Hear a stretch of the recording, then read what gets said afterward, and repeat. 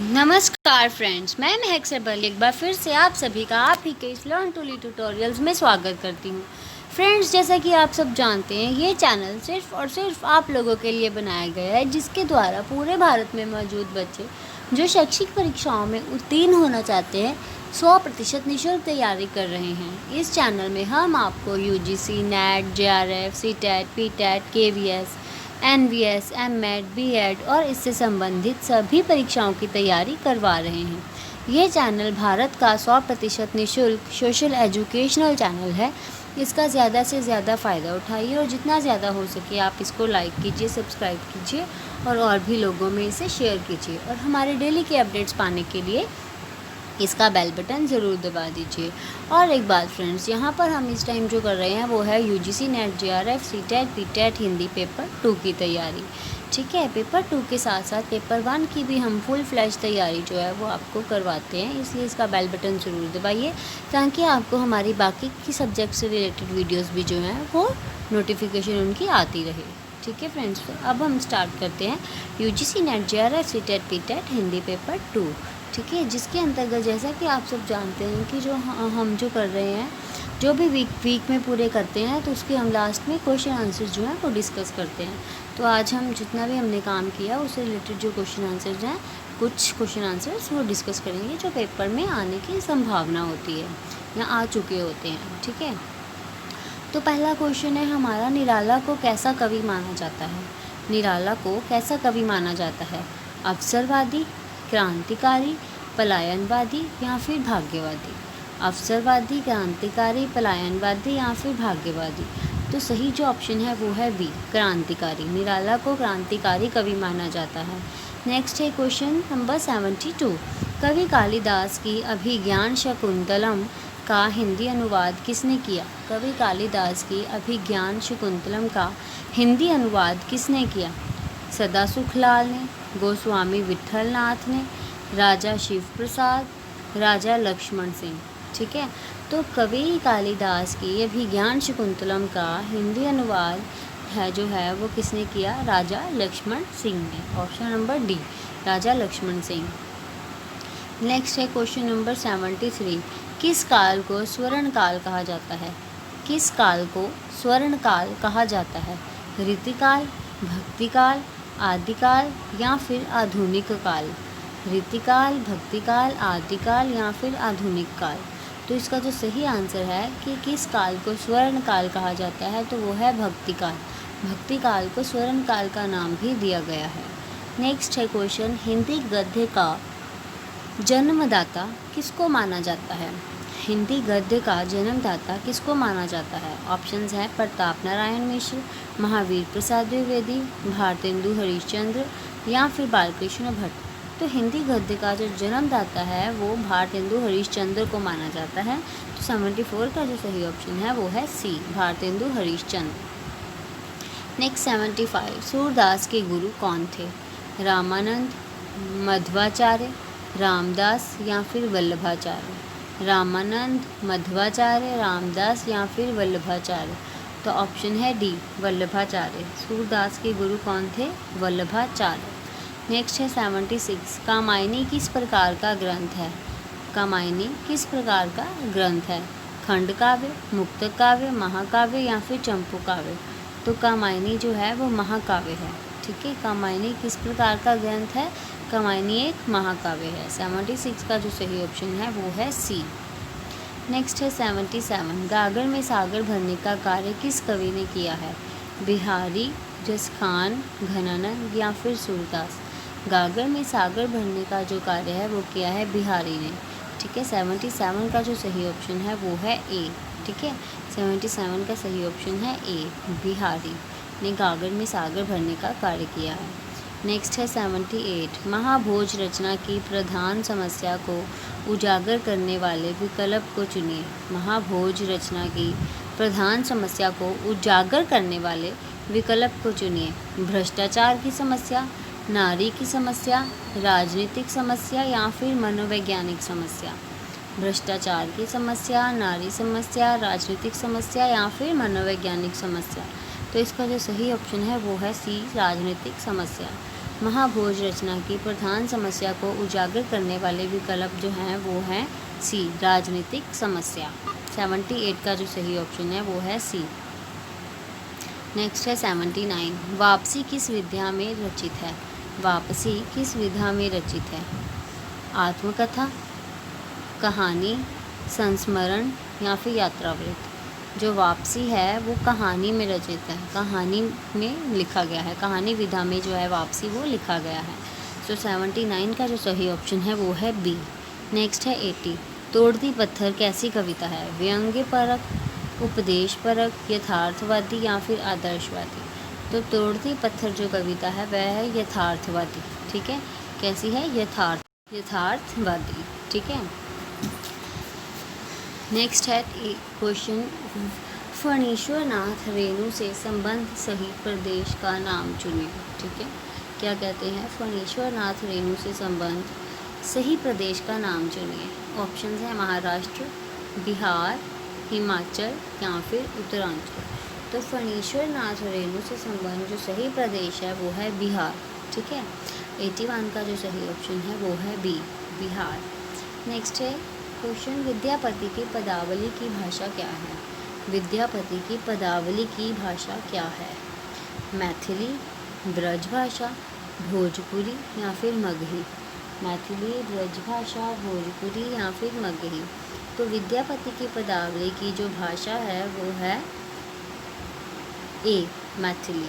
ठीक है, विद्यापति की पदावली की जो भाषा है वो है मैथिली। 82 का सही ऑप्शन है ए। नेक्स्ट है, डैश को उग्र कहते हैं? रामेश्वर लाल दुबे को, पांडे बेचन शर्मा को, नरेश मेहता या फिर अज्ञेय।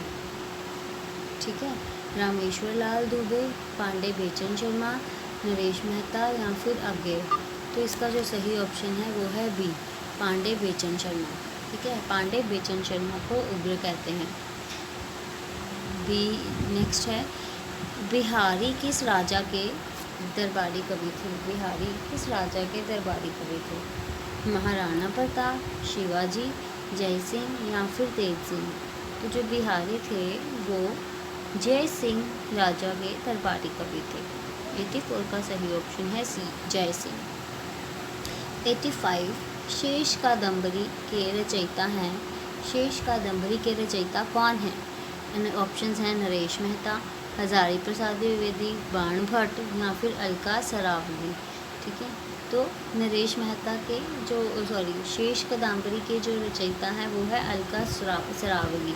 ठीक है, इसका सही ऑप्शन है डी, अलका सरावगी। नेक्स्ट है, राग दरबारी उपन्यास के रचयिता कौन है? राग दरबारी उपन्यास के रचयिता कौन है? ऑप्शंस हैं राही मासूम रजा, श्रीलाल शुक्ल, हरिशंकर परसाई या फिर शरद जोशी। तो जो सही ऑप्शन है वो है बी, श्रीलाल शुक्ल। रागी दरबारी उपन्यास के रचयिता हैं श्रीलाल शुक्ल। 86 का सही ऑप्शन है बी। नेक्स्ट है 87, पूस की रात कहानी के रचयिता कौन है? पूस की रात कहानी के रचनाकार हैं? ऑप्शंस हैं प्रेमचंद, शिवपूजन सहाय, निराला या फिर प्रसाद। तो पूस की रात कहानी के जो रचयिता हैं वो है ऑप्शन ए, प्रेमचंद। इसका सही ऑप्शन है 87 का ए, प्रेमचंद। नेक्स्ट है 88, ध्रुव स्वामिनी नाटक के रचयिता कौन है? ध्रुव स्वामिनी नाटक के रचयिता कौन है? राम कुमार वर्मा, राम वृक्ष बेनीपुरी, जयशंकर प्रसाद या फिर भारतेंदु हरीशचंद्र। तो इसका जो सही ऑप्शन है वो है सी, जयशंकर प्रसाद। ध्रुव स्वामिनी नाटक के रचयिता हैं जयशंकर प्रसाद। 88 का सही ऑप्शन है सी। नेक्स्ट है हमारा क्वेश्चन, आत्मनिर्भरता निबंध के रचनाकार कौन है? आत्मनिर्भरता निबंध के रचनाकार कौन हैं? ऑप्शंस हैं महावीर प्रसाद द्विवेदी, बालकृष्ण भट्ट, रामचंद्र शुक्ल या फिर अजीत कुमार।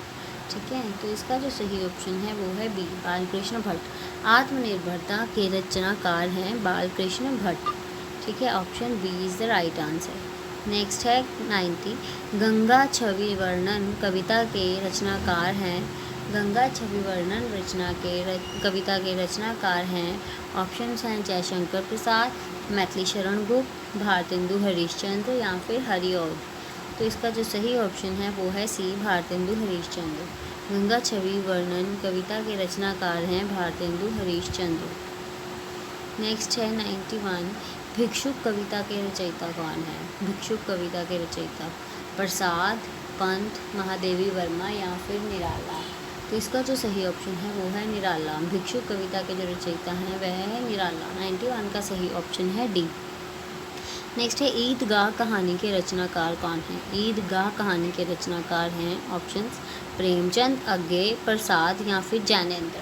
तो इसका जो सही ऑप्शन है वो है ए। ईदगाह रचना के जो रचनाकार हैं वो है प्रेमचंद।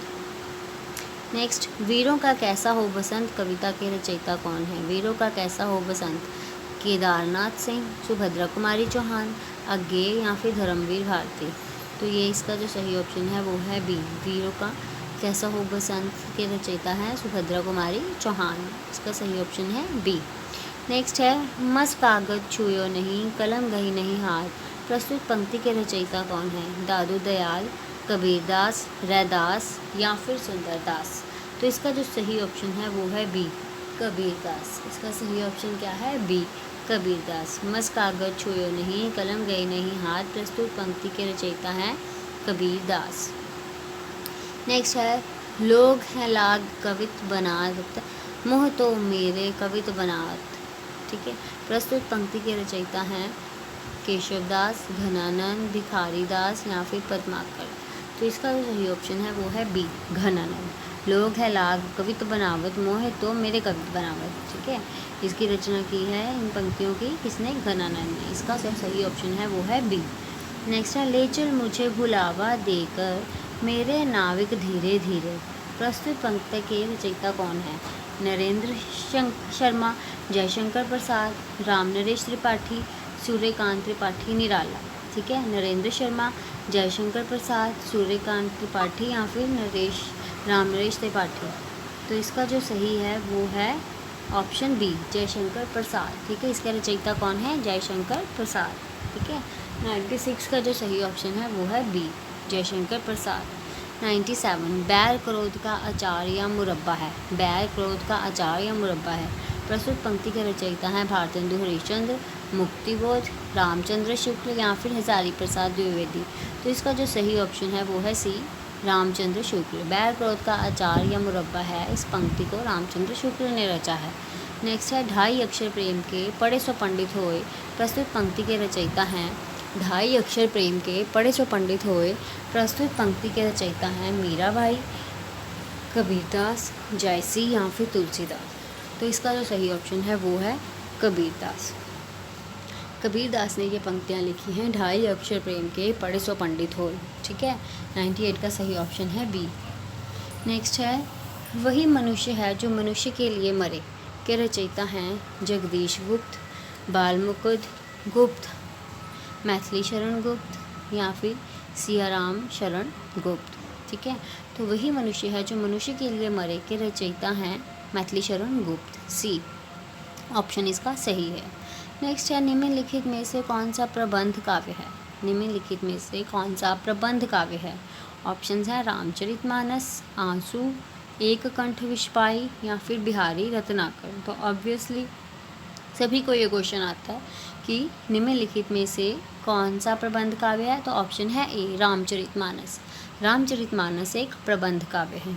ठीक है फ्रेंड्स, ये हमने किए हैं क्वेश्चन आंसर्स इतिहास से रिलेटेड। So thank you for watching our video. Please like, share and subscribe. Thank you so much.